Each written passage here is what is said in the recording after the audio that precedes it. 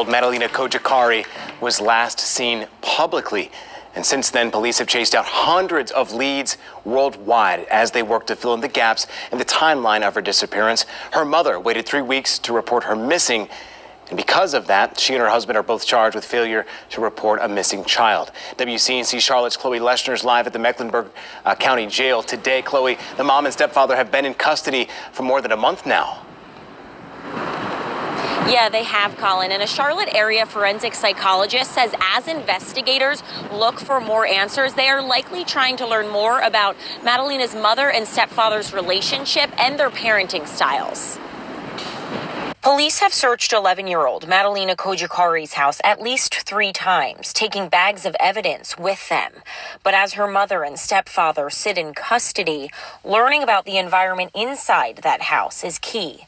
It would be very important for them to consider the research with regard to protective factors and risk factors. Some of the risk factors being prior history of mental health issues, DSS involvement, any history of incarceration, domestic violence, conflicts even between the parents, the overall adequateness of the home environment.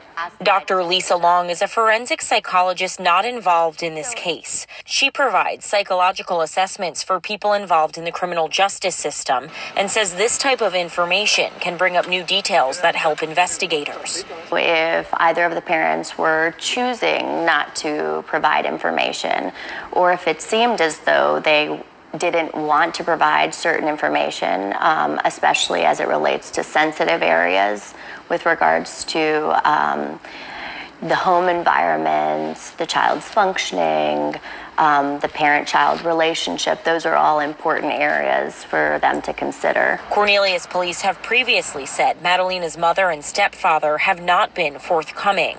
Her mother, Diana Cojocari, told Cornelius police she had fought with her husband, Christopher Palmer, the night before she last saw her daughter, and she waited to report her missing because she didn't want to cause conflict with Palmer. I think that would be one of the biggest red flags, more or less, looking at the person's parenting, history of parenting.